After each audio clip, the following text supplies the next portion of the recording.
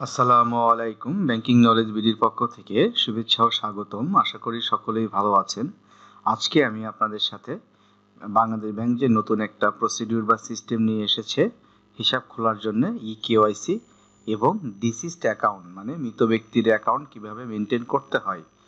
মৃত ব্যক্তির অ্যাকাউন্টে কিভাবে আমরা মেনটেন করব এবং কিভাবে তার হিসাবে যে টাকাটা থাকে সে কোনো ব্যক্তি মারা গেলে বা ইন্তেকাল করলে সেই টাকাটা কিভাবে আমরা তার নমিনিকে বা নমিনি ডিক্লারেশন না থাকলে পেমেন্ট দিব সেই বিষয়ে আমি আজকে আপনাদের সাথে আলোচনা করব। চলুন শুরু করা যাক। প্রথমে হচ্ছে আমরা e-KYC প্রোফাইল প্রসঙ্গে আমরা জানি যে এখন ব্যাংকিং ইন্ডাস্ট্রিতে একটা ট্রেন্ড চলছে যেটা আপনার রিটেল ব্যাংকিং। এটা আপনার হচ্ছে উপশাখা এবং এই এজেন্ট ব্যাংকিং এর মাধ্যমে একটা নতুন ট্রেন্ড আসছে যে গ্রামে গঞ্জে আমাদের শাখা উপশাখা বা এজেন্ট খুলতে হবে এবং এর মাধ্যমে রিটেল ব্যাংকিং এর মাধ্যমে ব্যাংকিং ইন্ডাস্ট্রির একটা সাফল্য আসবে। সেইভাবেই বাংলাদেশ ব্যাংক নতুন গাইডলাইন দিয়েছে এবং সেই গাইডলাইনের আলোকে বিভিন্ন ব্যাংক তাদের এজেন্ট ব্যাংকিং কার্যক্রম প্লাস উপশাখা বা রিটেলের যে আরো প্রোডাক্টগুলো আছে সেই কার্যক্রমগুলো বিস্তৃত করছে। e-KYC এর একটা বিষয় কি গুরুত্বপূর্ণ, এই এজেন্ট ব্যাংকিং যে সিস্টেমে আসছে এখানে কিন্তু আপনার ট্যাবের মাধ্যমে যেমন যে মোবাইল কোম্পানিগুলো বা মোবাইল অপারেটরগুলো আমাদের দেশে আছে তারা কিন্তু একটা ভোটার আইডি কার্ড স্ক্যান করে রোল অফ থাম্ব মানে এই যে থাম্বের মাধ্যমে বা হচ্ছে আপনার বৃদ্ধা আঙ্গুলের ছাপের মাধ্যমে অ্যাকাউন্ট খুলছে। এইভাবে কিন্তু এজেন্ট ব্যাংকিং এর মাধ্যমে সিস্টেমটা আসছে। এই এজেন্ট ব্যাংকিং এ যখন আমরা এজেন্ট পয়েন্টে অ্যাকাউন্ট খুলবো তখন তাহলে আমাদের ইন্ট্রোডিউসারের ইস্যুটা কি হবে, মানে ইন্ট্রোডিউসার লাগবে কিনা। e-KYC তে কিন্তু ইন্ট্রোডিউসারের বিষয়ে বলা আছে। এখন বাংলাদেশ ব্যাংক দেখেন এই সার্কুলারে কি বলছে। বাংলাদেশ ব্যাংক তার ব্যাংক সমূহে হিসাব খোলার ফর্ম ও e-KYC প্রোফাইল প্রসঙ্গে একটা আপনার 11 মার্চ 2011 একটা সার্কুলার ইস্যু করেছে। সেইখানে বলা আছে দেখেন যে অধিকতর গ্রাহক বান্ধব হিসাব খোলার ফর্ম ও KYC প্রোফাইল বিষয়ক নির্দেশনা জারি করা হয়। বাংলাদেশে ব্যবসায় সহজীকরণ ও পরিবেশ বান্ধব ব্যাংকিং কার্যক্রম ত্বরান্বিতকরণের লক্ষ্যে বর্তমানে অনুসৃত পদ্ধতির পাশাপাশি তফসিলি ব্যাংকসমূহের ওয়েবসাইট, ওয়েব পোর্টাল, অ্যাপসের মাধ্যমে কিংবা বাংলাদেশের ওয়ান স্টপ সার্ভিস OSS সেবা প্রদানকারী সরকারি সংস্থা যেমন বাংলাদেশ বিনিয়োগ উন্নয়ন কর্তৃপক্ষ, বাংলাদেশ অর্থনৈতিক অঞ্চল কর্তৃপক্ষ, বাংলাদেশ রপ্তানি প্রক্রিয়াকরণ অঞ্চল, হাইটেক পার্ক ইত্যাদি এগুলোর ওয়েবসাইটের মাধ্যমে কিন্তু ওয়েব পোর্টাল অ্যাপসের সাথে সমন্বয়ের মাধ্যমে অ্যাকাউন্ট খোলা যাবে। আমরা যেমন আগে হচ্ছে আপনার ইসির ওয়েবসাইটগুলো আমরা ইউজ করে বিভিন্ন ব্যাংক, এখন আমরা জানি যে আমরা ভোটার আইডি কার্ডটা ভেরিফাই করি, এনআইডি ভেরিফাই করি। এখন কিন্তু আপনার এই পরিবেশ বান্ধব ব্যাংকিং করার জন্য বা আমাদের ক্লায়েন্টের সার্ভিস দেওয়ার জন্য এই যে প্যান্ডামিক সিচুয়েশনে আসছে এখানে বাংলাদেশ ব্যাংক দেখেন আরো সহজ করে দিয়েছে। এই যে এই কর্তৃপক্ষের মাধ্যমে এদের সাথে সমন্বয়ের মাধ্যমে হিসাব খোলা যাবে। ঠিক আছে, এইখানে দেখেন এই খোলার ক্ষেত্রে যে প্রয়োজনীয় তথ্যাদির যে বিআরপিডি সার্কুলার 2/23/2020 এটা কিন্তু ফলো করতে বলা হয়েছে। এবং এখানে দেখেন উক্ত হিসাবের ক্ষেত্রে KYC ও ট্রানজাকশন প্রোফাইল সংক্রান্ত বিদ্যমান নির্দেশনা পরিপালন করতে হবে। তো এইখানে দেখেন এই যে সার্কুলারটা বলেছে সেই সার্কুলারটাতে কি আছে আমরা যাই।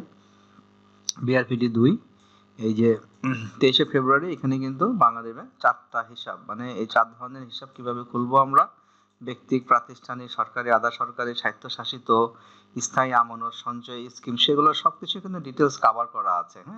এখানে দেখেন বাংলাদেশ ব্যাংক কিন্তু একটা টেমপ্লেট মানে ফর্মে যে কিভাবে হবে, কি কি পার্টিকুলারস গুলো থাকবে তথ্য, সেটা কিন্তু এখানে বলা আছে যে এই স্টাইলে ফর্মগুলো ভরতে হবে। বাংলাদেশ ব্যাংক কিন্তু 2 পাতার ফর্ম নিয়ে আসতে বলেছে। এই দেখেন প্রত্যেকটা ফর্ম হচ্ছে 2 পাতায়, 2 পাতার ভিতরে সব কভার করা আছে। এখানে হচ্ছে প্রাতিষ্ঠানিক হিসাব, এখানে হচ্ছে আপনার দেখেন হচ্ছে সরকারি, আধা সরকারি, স্বায়ত্তশাসিত প্রতিষ্ঠান। এই 2 পাতার ফরম্যাট কিন্তু প্রত্যেকটা ব্যাংকের নির্দেশনা দেওয়া হয়েছে যে এই ফরম্যাটে ফলো করার জন্য। এখন দেখেন বাংলাদেশ ব্যাংক তো সবসময় টাইম টু টাইম কিন্তু একদম পরিপূর্ণ গাইডলাইন দেওয়া থাকে আপনার অ্যাকাউন্ট খোলার ক্ষেত্রে কি কি ইনস্ট্রাকশন ফলো করতে হবে। এখানে দেখেন এই সার্কুলারের বিআরপিডি 2 এর 2000 দেখেন এই যে 2020 বিআরপিডি 2 আপনারা যারা ফন্ড ডেস্কে বা জেনারেল ব্যাংকিং এ আছেন অনেক সময় কনফিউজ হয়ে যান যে আমরা এই অ্যাকাউন্টগুলা কিভাবে খুলবো বা কি কি পেপারসগুলো নিব, তখন হচ্ছে যারা ম্যানেজার অ্যাসাইনমেন্টে আছে বা যারা ব্রাঞ্চ অপারেশন ম্যানেজার হিসেবে আছে তাদের হেল্পলাইন নাম্বার। আপনারা যদি এই সার্কুলারটা রেডি রেফারেন্স আপনাদের কাছেই থাকে তাহলে দেখেন আপনারা নিজেরাই স্বয়ংসম্পূর্ণ হবেন। এখানে কোম্পানি দেখেন পার্টনারশিপ, আমরা জানি যে প্রাতিষ্ঠানিক হিসাবের ক্ষেত্রে আমরা কি করি, ট্রেড লাইসেন্সটা নিই, ট্রেন টিন আর ভোটার আইডি কার্ড, তাই না, মানে প্রোপ্রাইটারশিপের ক্ষেত্রে। আর পার্টনারশিপ হলে অবশ্যই পার্টনারশিপ ডিড নিতে হবে।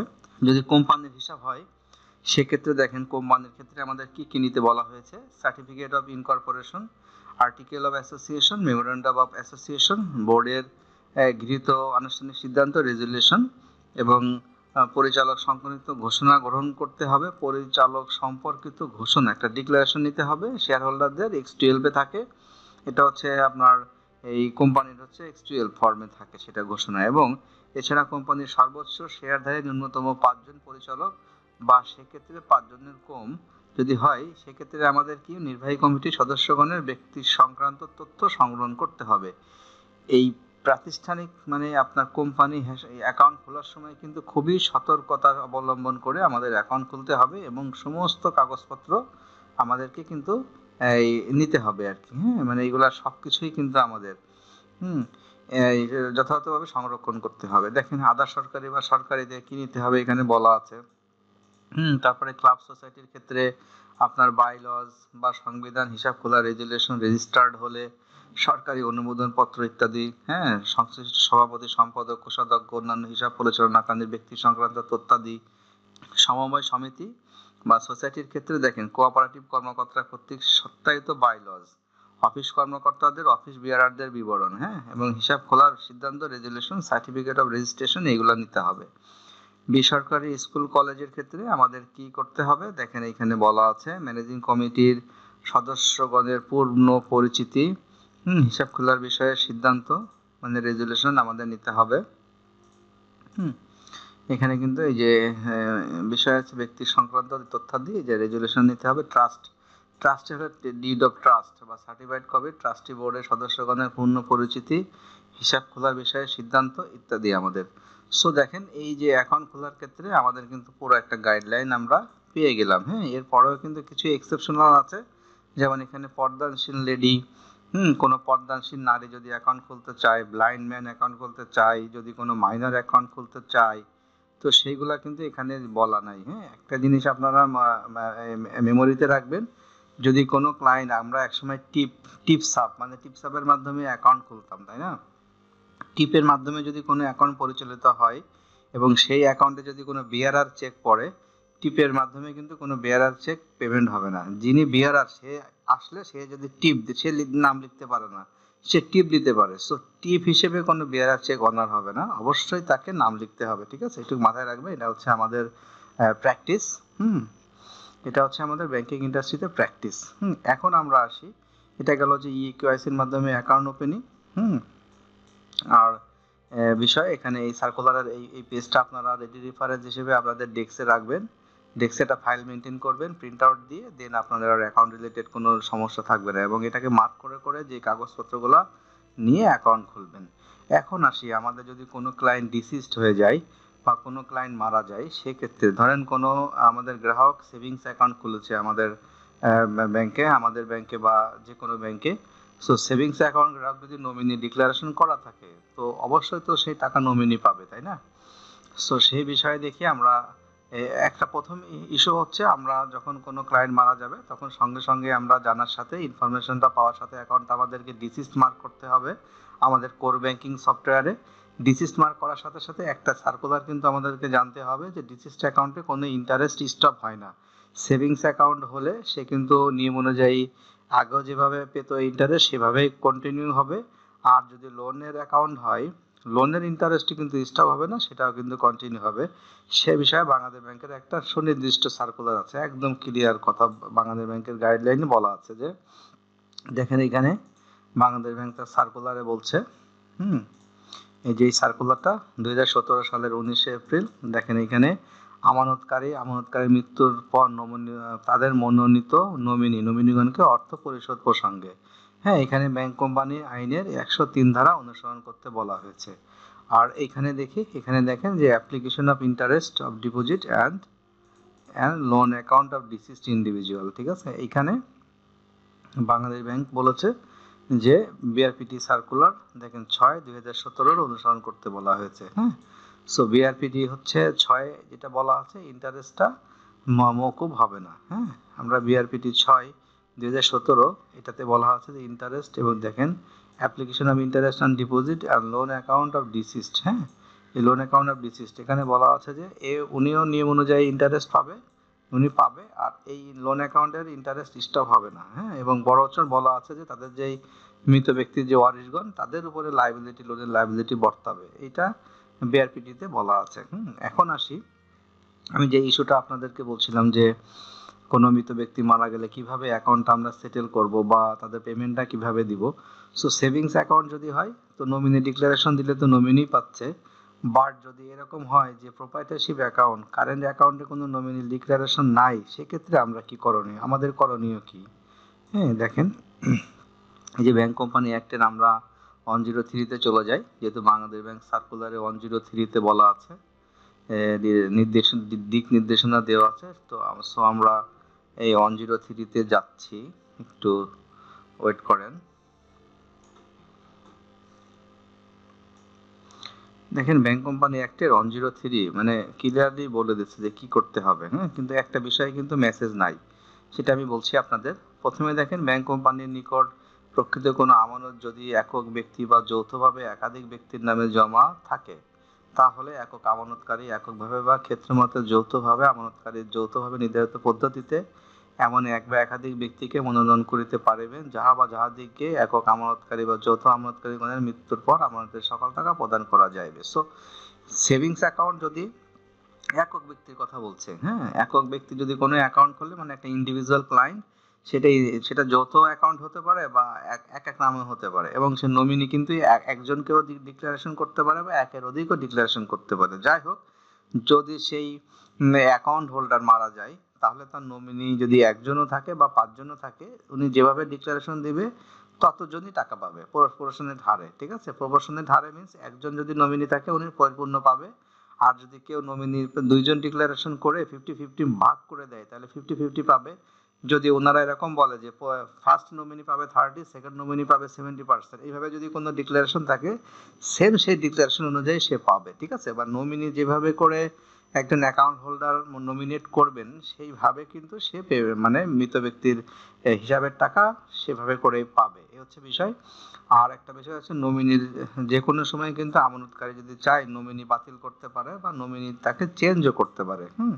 আর যদি নমিনি নাবালক হয়, তখন এখানে বলা আছে যে আমানতকারীর যদি নমিনি নাবালক হয়, নাবালকের বিপরীতে একজন গার্ডিয়ানশিপ নিতে হবে। মানে নমিনির যদি মৃত ব্যক্তি মারা যায়, নমিনির টাকা কে নিবে সেরকম একজনের নাম নমিনেট করে দিতে হবে। ঠিক আছে, এই যে মৃত ব্যক্তির আমানতকে গ্রহণ করিবেন তৎসম্পর্কে উক্ত আমানতকারী বা যৌথ আমানতকারী নির্ধারিত পদ্ধতিতে নির্দিষ্ট করিতে পারিবেন। মানে যদি আপনি দেখেন আপনার যদি কোনো ক্লায়েন্ট হচ্ছে কোনো একটা ডিপোজিটের অ্যাকাউন্ট খোলে বা ডিপোজিট অ্যাকাউন্ট একক বা যৌথভাবে, এবং নমিনি যদি নাবালক করে মাইনর, সেক্ষেত্রে আপনারা ডিক্লারেশন নিয়ে নেবেন যে আপনার যদি কোনো কিছু হয়ে যায় সেক্ষেত্রে নাবালক তো টাকা নিতে পারবে না, সো নাবালকের গার্ডিয়ান কে হবে, এই একটা গার্ডিয়ান একটা ডিক্লারেশন নিয়ে নেবেন। ঠিক আছে, দেখেন বলছে আপাতত বলবৎ অন্য কোনো বাইরের অন্য কোনো উইলের সম্পত্তি বিলি বন্টনের ব্যবস্থা সম্বলিত অন্য প্রকার দলিলে যাহাই থাকুক না কেন, উপধারা 1-এর অধীনে কোনো ব্যক্তিকে মনোনীত করা হইলে উপধারা 2-এর অধীনে কোনো ব্যক্তি নির্দিষ্ট হইলে তিনি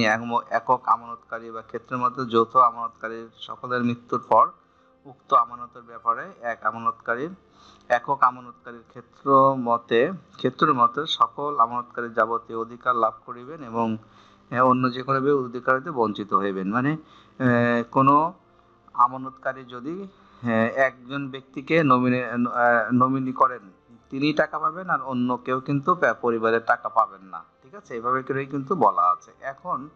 এখন আমরা আসি, যদি একটা প্রোপ্রাইটরশিপ অ্যাকাউন্ট মানে কারেন্ট অ্যাকাউন্ট যদি অ্যাকাউন্ট হোল্ডার মারা যায় এবং তার নমিনি ডিক্লারেশন না করা থাকে, সেটা কারেন্ট অ্যাকাউন্ট হতে পারে, কোম্পানির অ্যাকাউন্ট হতে পারে, মানে প্রোপ্রাইটরশিপ বা একটা প্রতিষ্ঠানের ক্ষেত্রে আমরা কি করব, তাই না?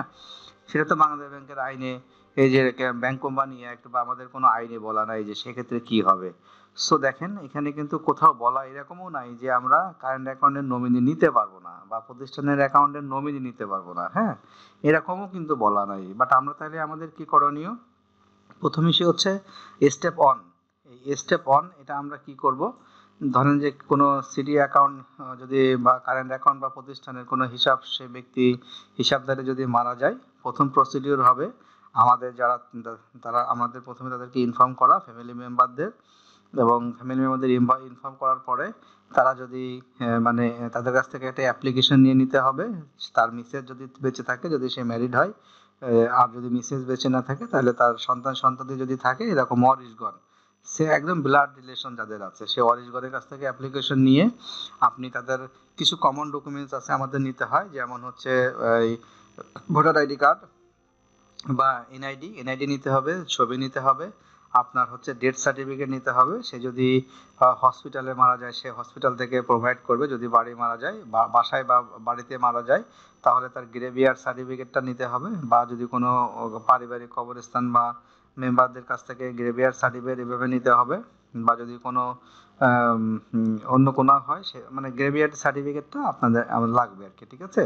আর হচ্ছে পৌরসভা থেকে তারা যদি পৌরসভার বাসিন্দা হয় পৌরসভা থেকে একটা ওয়ারিশ ক্যাম্প সার্টিফিকেট নিবে, বা তারা যদি ইউনিয়নে থাকে ইউনিয়ন অফিস থেকে একটা মানে ইউনিয়নের মেম্বার বা চেয়ারম্যানদের কাছ থেকে একটা ওয়ারিশ ক্যাম্প সার্টিফিকেট নেবে, ঠিক আছে। এই পেপারস ডকুমেন্টগুলো নিয়ে আপনাদের ব্যাংকের যে প্যানেল লয়ার আছে প্যানেল লয়ারের কাছ থেকে একটা লিগাল ওপিনিয়ন নিয়ে আমরা হেড অফিসের লিগাল ডিভিশনে একটা ফরওয়ার্ডিং দিতে হবে। ফরওয়ার্ডিং দিলে তখন হচ্ছে হেড অফিস কিন্তু লিগাল ডিভিশন গাইডলাইন দিয়ে দেবে, সেই গাইডলাইন অনুযায়ী আপনারা পেমেন্ট দিবেন। হ্যাঁ, এটা হচ্ছে ফার্স্ট প্রসিডিউর। আর সেকেন্ড হচ্ছে, যেহেতু আইনে কোথাও বলা নাই যে নমিনি নেওয়া যাবে না, অনেক ক্লায়েন্ট কিন্তু এসে তারা কিন্তু নমিনি ডিক্লারেশন দিয়ে যায় যে ভাই আমি কারেন্ট অ্যাকাউন্ট খুলছি বাট আমার একটা নমিনি দিব আমি। তো তখন আমরা কি বলি যে ভাই আপনার নমিনি আমরা নিব না? আমরা তো এই কথা বলি না, বিকজ আইনে তো কোথাও বলা নাই যে নমিনি নেওয়া যাবে না, তাই না? এখন অনেক ব্যাংকের ফর্মে আছে যে আপনার কারেন্ট অ্যাকাউন্ট বা প্রাতিষ্ঠানিক অ্যাকাউন্টে নমিনির অপশনই নাই। সেক্ষেত্রে আপনারা অন্য যে ফর্ম আছে সেখান থেকে একটা ফটোকপি করে নিয়ে নেবেন। সো নমিনি ডিক্লারেশন করা থাকলে কিন্তু দেখেন বাংলাদেশ ব্যাংকের এই যে ব্যাংক কোম্পানি অ্যাক্ট 103 বলছে নমিনি ডিক্লারেশন করলে তো কোনো প্রবলেমই নাই, সেখানে আপনি নমিনিকে টাকা দিচ্ছেন। আর না ডিক্লারেশন করা থাকলে সেক্ষেত্রে আমি ফার্স্ট প্রসিডিউরটা বললাম এভাবে করে হেড অফিস থেকে গাইডলাইন নিতে হবে। এখন এই বিষয়ে কিন্তু এক এক ব্যাংকের এক এক ধরনের ইন্টারনাল সার্কুলার আছে। যেমন বাংলাদেশ ব্যাংকের গাইডলাইন অনুযায়ী তো সব ব্যাংকের ফলো করতে হয়, বাট অনেক ব্যাংক বলা আছে যে এরকম সে ব্যালেন্স যদি অ্যাকাউন্টের ব্যালেন্স যদি আপনার 50,000 টাকা থাকে বা 25,000, সেটা ব্রাঞ্চ থেকে পে অর্ডার দিতে পারবে, হেড অফিসের পারমিশন লাগবে না। সেক্ষেত্রে এই কাগজপত্রগুলো আমি যেগুলো বললাম সেগুলো নিতে হবে। আর যদি এরকম হয় ব্যালেন্স 50,000-এর উপরে বা সেপার 1,00,000-এর উপরে এরকম মানে ইন্টারনাল সার্কুলার থাকে, সেক্ষেত্রে তখন আবার হেড অফিসে ফরওয়ার্ডিং দিতে হবে। দিলে হেড অফিস একটা গাইডলাইন দেবে, সেই গাইডলাইনের অনুযায়ী তারপরে আপনারা যেভাবে পেমেন্ট দিতে বলবে সেভাবে করে পেমেন্ট দিবেন। বাট আমার লাস্ট মেসেজ হচ্ছে, আমরা যদি তাহলে এই প্রোপ্রাইটরশিপ অ্যাকাউন্ট বা প্রতিষ্ঠানের অ্যাকাউন্টের ক্ষেত্রে নমিনি ডিক্লারেশনটা নিয়ে নিই তাহলে তো আমাদের কোনো প্রবলেমই থাকছে না, তাই না? এখন অনেক সময় এরকম হয়, সম্প্রতি একটা আমরা কোর্টের একটা রায় দেখেছি যে কোনো একটা ব্যক্তি মারা গিয়েছে, তার 2জন মিসেস বা ওয়াইফ আছে, তখন একজন ওয়াইফকে নমিনি করা আছে। কোর্ট কিন্তু অর্ডার দিয়েছে তাদের 2জন ওয়াইফকে প্রপোর্শনের হারে পেমেন্টটা দেওয়ার জন্য। সো কিছু জিনিস এক্সেপশন যখন থাকবে তখন কিন্তু কোর্টের মাধ্যমে আমরা সেটার একটা সলিউশন পেয়ে যাব, এটার বিষয়। আর বাকি যেগুলো আছে সেটা তো আমরা আমাদের বাংলাদেশ ব্যাংকের গাইডলাইন আমরা ফলো করব। সো এইভাবে করে কিন্তু আমরা যে মৃত ব্যক্তির অ্যাকাউন্টগুলো ডিসিজড অ্যাকাউন্টগুলো হ্যান্ডেল করতে পারি এবং দ্রুত সার্ভিস দিতে পারে আমাদের যদি আগে থেকে প্রসিডিউরটা জানা থাকে, ঠিক আছে। সো আমি যেটা বললাম, আমি আশা করি যে মেসেজটা আপনাদের ক্লিয়ার হয়েছে, এবং আমার ভিডিওটি যদি আপনাদের ভালো লেগে থাকে তাহলে সবাই আমার ভিডিওটিতে বেশি বেশি করে লাইক দিবেন, কমেন্টস করবেন, আর অবশ্যই শেয়ার করতে ভুলবেন না। এবং আমার চ্যানেলে যদি নতুন হয়ে থাকেন অবশ্যই চ্যানেলটাকে সাবস্ক্রাইব করে আপনারা নোটিফিকেশন বেল আইকনটি বাজিয়ে দেবেন। আপনারাই কিন্তু আমার আসলে মোটিভেটর। আপনারা যদি মোটিভেট করেন বা চ্যানেলে সাবস্ক্রাইব করেন আমি ফিউচারে আরও মোটিভেটেড হব এরকম ভালো ভালো ভিডিও আপনাদের নিয়ে আসার জন্য এবং ব্যাংকিং নলেজটা আপনাদের সাথে শেয়ার করার জন্য। সো আজকে এ পর্যন্ত, ভালো থাকবেন, খোদা হাফেজ।